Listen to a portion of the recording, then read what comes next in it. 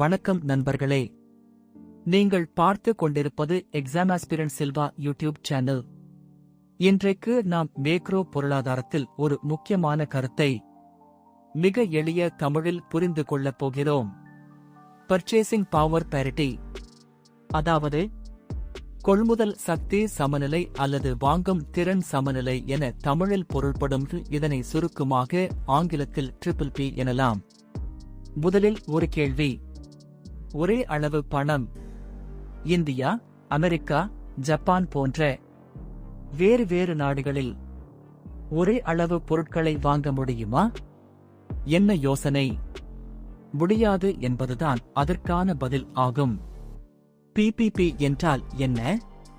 Purchasing power parity என்றால் ஒரு நாட்டின் பணம் மற்ற நாட்டின் பணத்துடன் ஒப்பிடும்போது எவ்வளவு பொருட்களை வாங்க முடிகிறது என்பதை கணக்கிடும் முறை.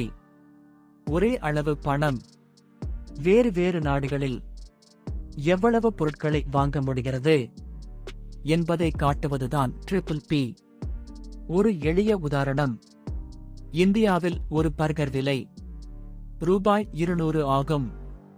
அமெரிக்காவில் அதே பர்கர் விலை $5 ஆகும். அப்படியானால் வாங்கும் திறன் சமநிலை அடிப்படையில் $1 தோராயமாக ரூபாய் 40க்கு சமமாகும். ஆனால் எக்ஸ்சேஞ்ச் ரேட் அடிப்படையில் $1 ரூபாய் 80க்கும் அதிகமாக இருக்கலாம். இதன் அர்த்தம் என்ன? இதிலிருந்து என்ன தெரிகிறது? இந்தியாவில் பணத்தின் வாழ்க்கை மதிப்பு அதிகம். Exchange rate waves PPP.